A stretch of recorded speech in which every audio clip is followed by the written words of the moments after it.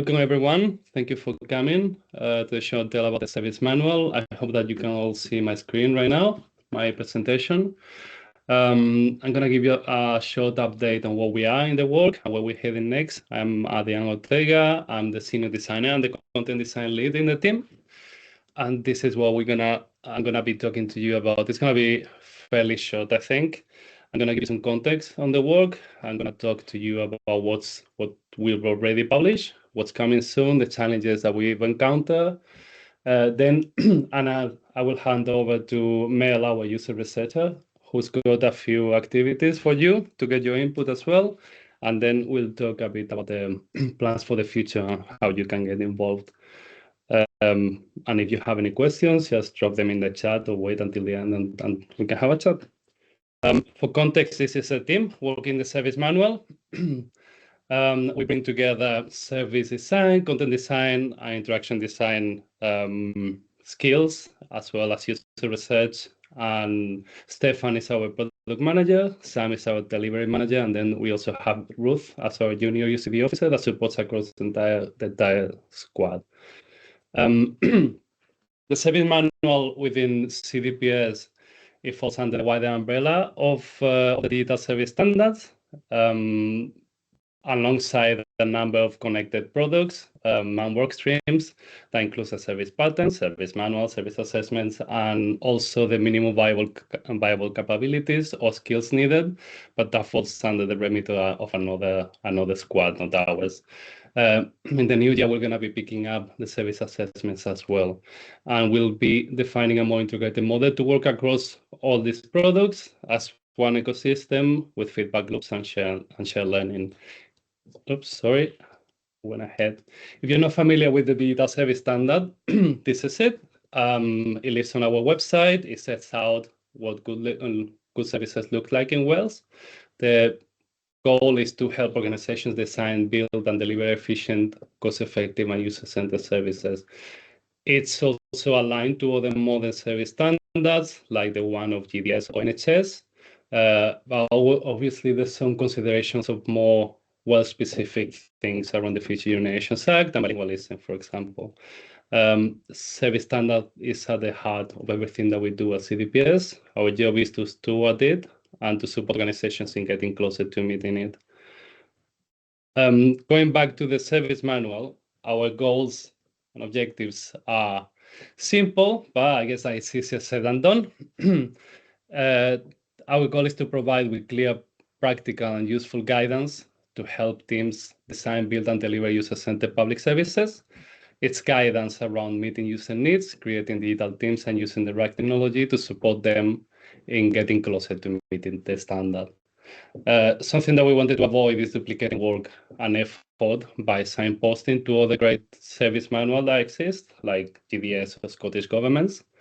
And something that we're aiming for is to make it useful and practical for a wide range of organizations and maturity levels, because something that we found that is challenging is the uneven landscape in Wales. The remit of CDPS is around 300 organizations. That means lots of organizations with different structures, skills, technologies, and digital maturity. Many are stretched, many rely on heavily on suppliers. Bilingualism is an afterthought. They have limited capacity of user-centered design capacity and capability.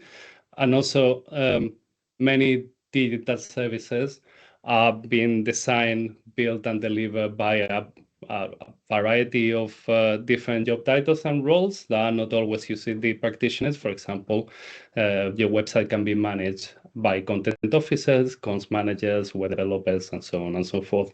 So we were trying to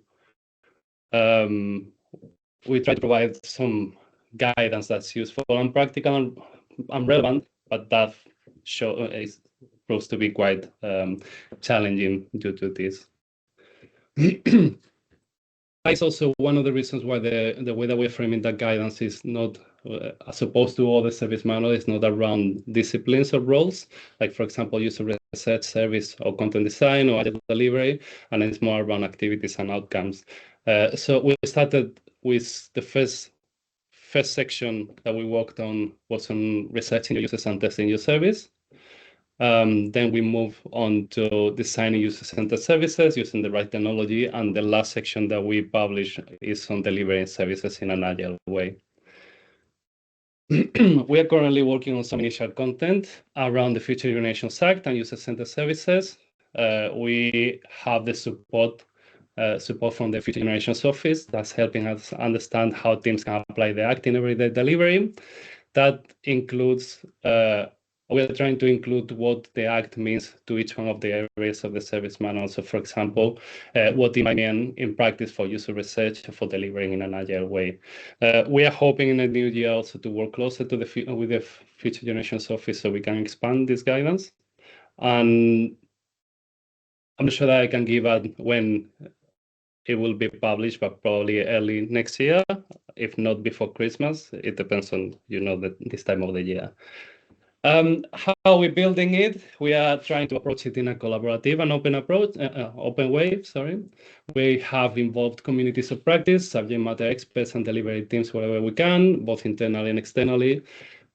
We believe that we learn as we deliver, and also we can improve from what we see in real context. So in the next phase of work, we are thinking about how we can take a more co-design approach with partner organizations. And now I'm going to quickly hand over to Mel, who's going to do a couple of activities with you. That's okay. The answers that you give is hopefully going to help us shape the direction and the future of the service manual. So, Mel, do you want to pick up from here? Thanks, Adrián. Hi, everyone.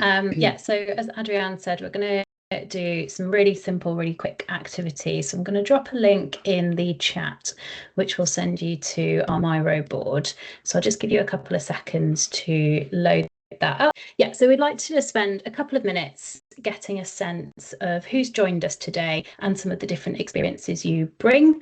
And this will help us to understand some of the perspectives that we've got in the room and to make sure the service manual reflects the kind of realities of the people working across Welsh public sector. So I'll talk you through each activity. They are really straightforward. We're not doing anything groundbreaking, but if there are any questions along the way, please either pop it in the chat or come off mute and ask as we go along.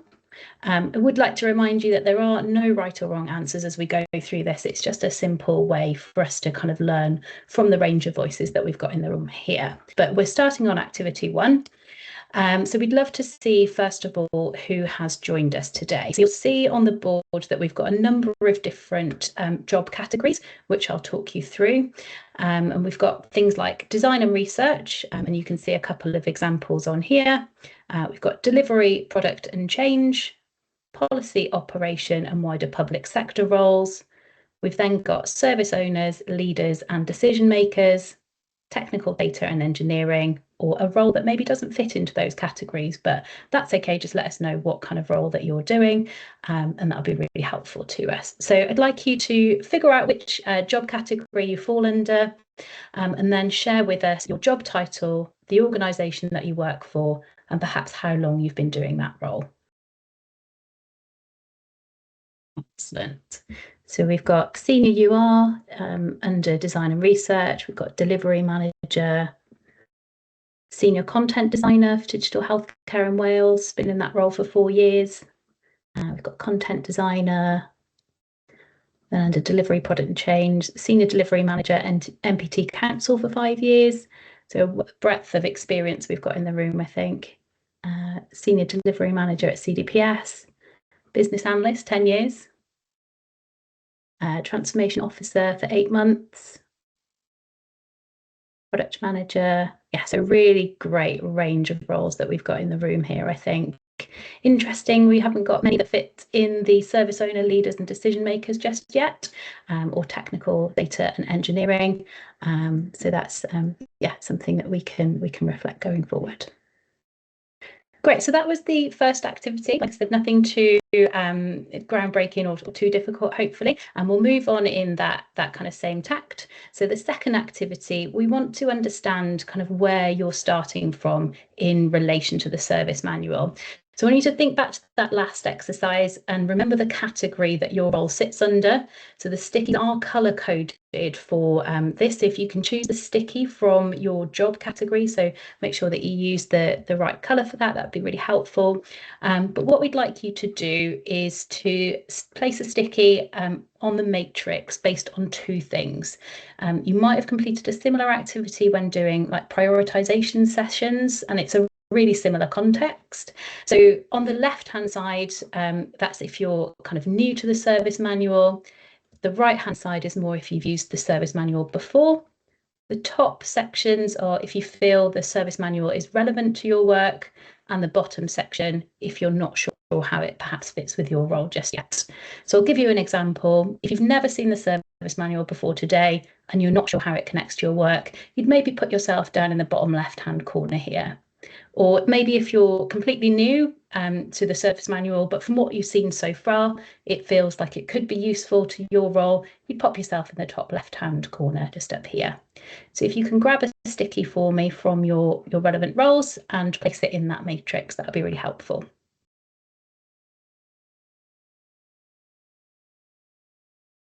See a bit of a cluster forming over here for people that used the service manual or explored it before, and also see how it feels relevant to their work.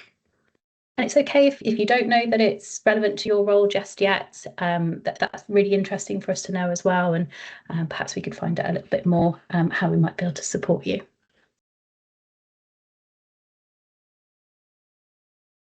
Great. It looks like everyone's stopped moving the stickies on that board now, so I'll bring the activity to a close, but thank you again for your input into that one. We've now got this third activity, and this is about challenges that you might face in your role. So you'll hopefully be familiar now with the colour-coded sticky stacks for your job role category, so please keep using those. And I'd like you to add a note now about a challenge you often come up against when delivering, improving or supporting services in your role. You can add one sticky or several. It's all really useful context for us. A couple of examples to get you thinking. It could be challenges to do with time or resources. Perhaps it's about working in a bilingual way. Maybe there are unclear expectations for your role, technical constraints or policy constraints within your organisation. Anything that comes to mind, if you can pop those in there for me. No need to kind of overthink it, and then we'll come back together. So I'll give us 2 minutes 30 to take a look at this one.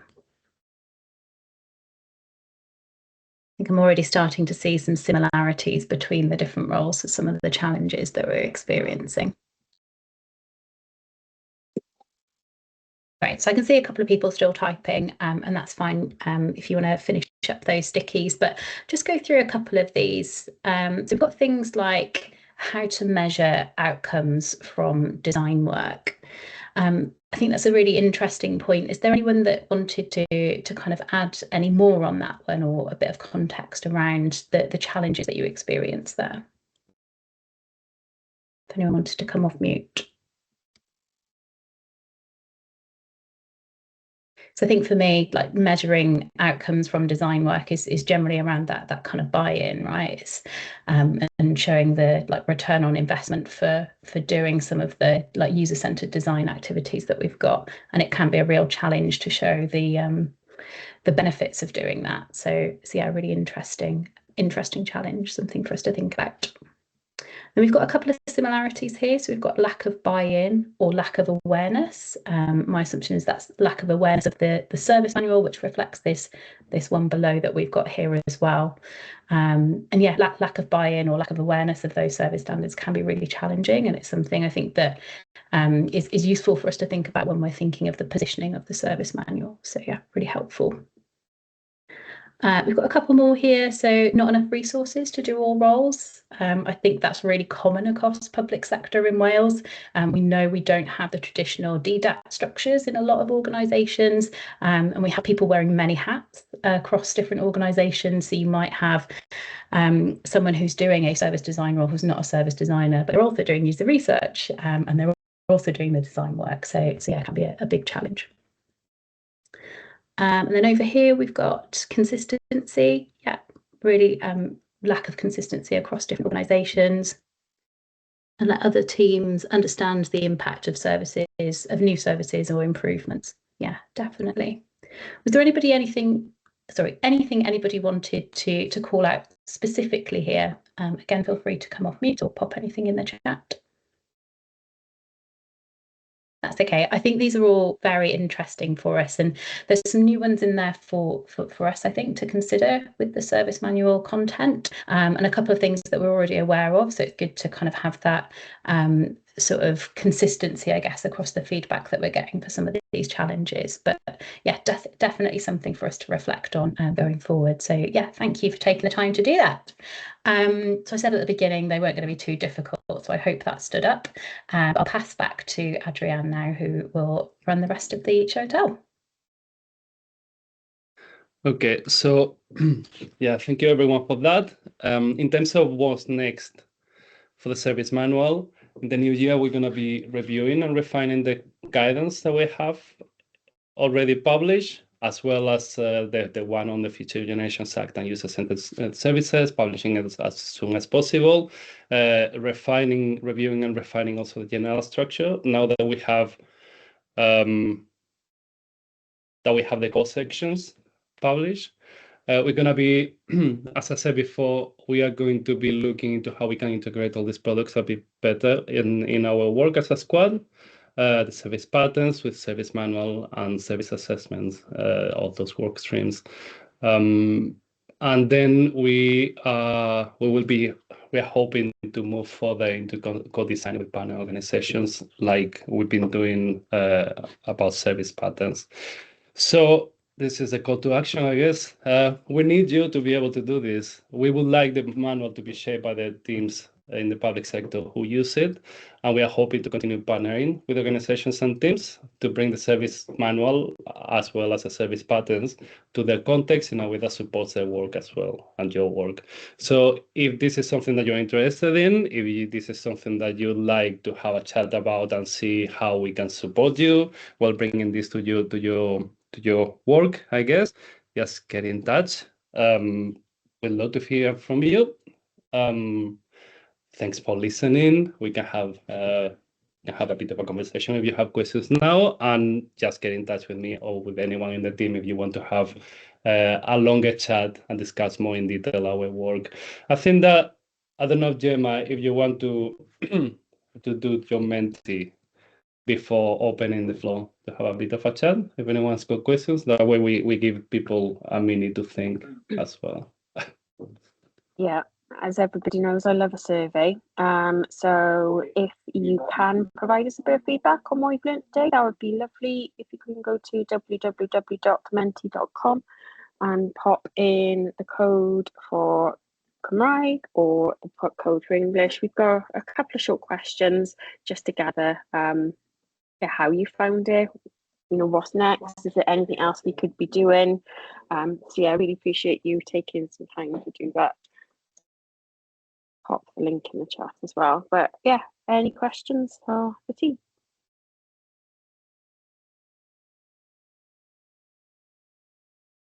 How long can we stretch the awkward silence, Gemma? It's fine, I think. Yeah, happy to call you a day. And people can keep up to date with what we're doing with all of our products and services by signing up to our newsletter or sprint notes as well. Again, I can pop the links to those in a follow-up email. But no, thank you very much. And yeah, thanks everybody for your time today. Diolch. Well, thank you everyone. Have a good day. Bye.